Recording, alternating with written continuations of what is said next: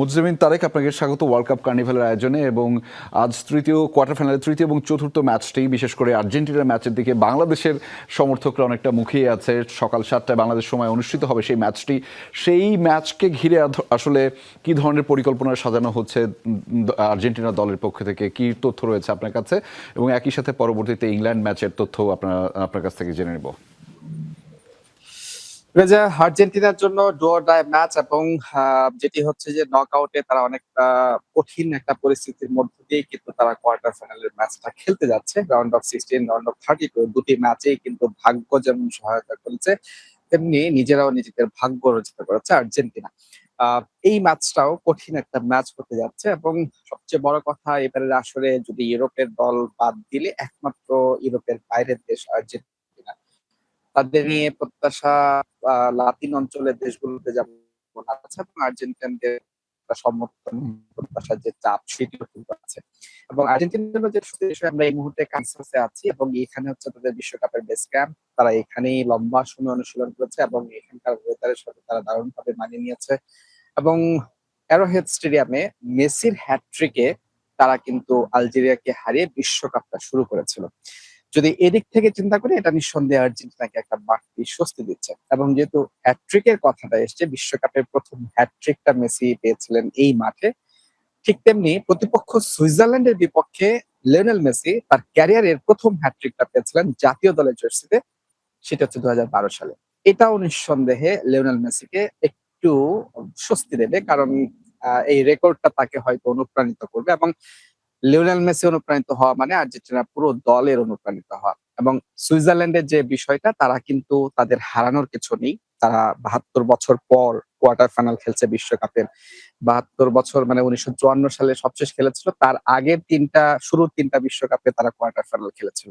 তাদের আসলে হারানোর কিছু নেই, বা আর্জেন্টিনার মতো সমর্থন বা সেই প্রত্যাশার চাপটাও তাদের নেই। তারা অনেকটা নীরবেই শেষ চারের নাম লেখাতে চায়, এবং তাদেরকে এই জায়গাটাও কিছুটা হলেও বাড়তি স্বস্তি দিচ্ছে, যেহেতু কেপ ভার্দে এবং মিশর সমশক্তির দল সুইজারল্যান্ডের। তারা দেখিয়ে দিয়েছে যে চাইলেই আর্জেন্টিনাকে হারানো যায় বা রুখে দেয়া সম্ভব। যদিও শেষ পর্যন্ত সেই দল দুটি পারেনি, এবং স্পেসিফিক্যালি যদি বলি যে মেসির কারণে সেটা হয়নি। তো সেই জায়গাটায় সুইজারল্যান্ড নিঃসন্দেহে তারা আজকে সেই আত্মবিশ্বাসটা নিয়ে মাঠে নামবে যে আর্জেন্টিনাকে একদম অজেয় কোনো দল নয়, এবং চাইলেও সেই সুযোগটা আছে প্রতিপক্ষের জন্য। এবং আর্জেন্টিনা নিঃসন্দেহে তারাও এটাতে অবগত, তারা সেটা চাইবে না। এবং তারা কোচ লিওনেল স্কালোনি, তিনি তার দলকে বা যে ফরমেশনে, এবং এই বিশ্বকাপে আর্জেন্টিনার জন্য মানে ডিফারেন্ট কোনো ফরমেশন নেয়ার সুযোগটাও নেই। আমার কাছে যেটা মনে হয় যে আর্জেন্টিনার সবচেয়ে বড় দুর্বলতার জায়গা তাদের উইং।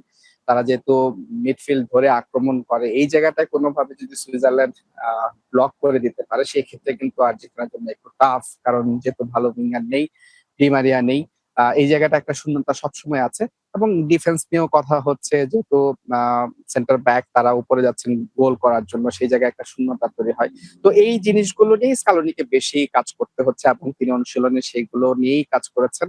এবং এইখানেও তার খুব বেশি অপশন নেই। সো এই ম্যাচটা সুইজারল্যান্ডের বিপক্ষে আর্জেন্টিনাকে মেসির দিকে তো অবশ্যই দল তাকিয়ে আছে, এবং বাকি যারা আছে তারাও হয়তো চাইবেন দিনটা নিজেদের করে নিতে, এবং টানা দ্বিতীয়বারের সেমিফাইনালে নাম লেখাতে। রেজা। মুজদিবিন তারেক, একটা বিষয় একটু ছোট করে বলবেন। সেটি হচ্ছে যে আর কয়েক ঘন্টা পরেই আসলে বাংলাদেশ সময়ে যে কয়েক ঘন্টা পরেই আসলে ইংল্যান্ডের সাথে নরওয়ের ম্যাচটি অনুষ্ঠিত হতে যাচ্ছে, এবং আপনি জানেন যে ইতিমধ্যে ইউরোপের অন্য একটি দুটি দল তারা আসলে স্পেন জায়গা করে নিয়েছে সেমিফাইনালে। ফলে এই ম্যাচটিকে ঘিরে কি ধরনের প্রত্যাশা আপনি দেখছেন কোয়ার্টার ফাইনালের যে তৃতীয় ম্যাচটি অনুষ্ঠিত হতে যাচ্ছে ইংল্যান্ড এবং নরওয়ের মধ্যে?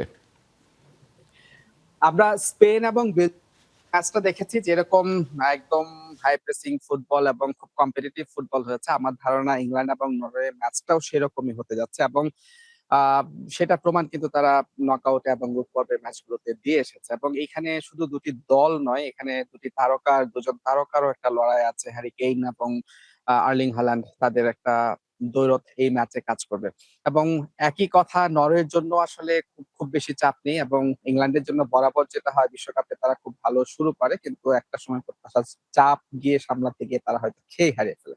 তবে এইবারের ইংল্যান্ড দলটাকে আমার খুব ব্যালেন্সড একটা দল মনে হচ্ছে। টমাস টুখেল তার দলটাকে বেশ ভালোভাবে তিনি তৈরি করে নিয়ে এসেছেন বিশ্বকাপের জন্য। এবং দেখে কেন জানি মনে হচ্ছে আমরা যখন কথা বলি আ গণমাধ্যম কর্মীরা, তখন আমাদের কাছেও কেন জানি মনে হচ্ছে যে হয়তো ফাইনালে আপনি ইংল্যান্ডকে দেখলে অসম্ভব কিছু না।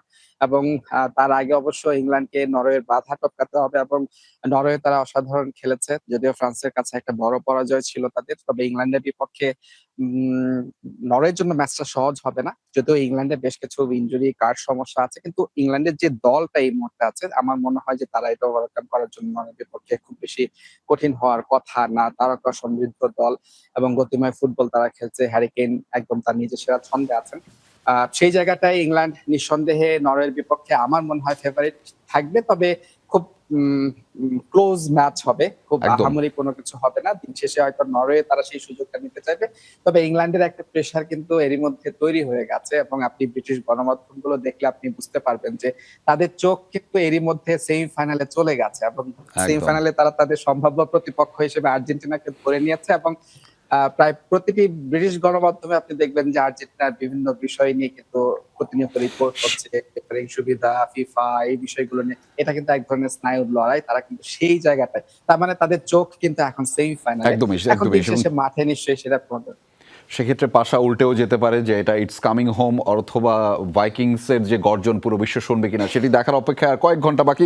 ধন্যবাদ মুজদাবিন তারেক আমাদের সাথে যুক্ত হবার জন্য।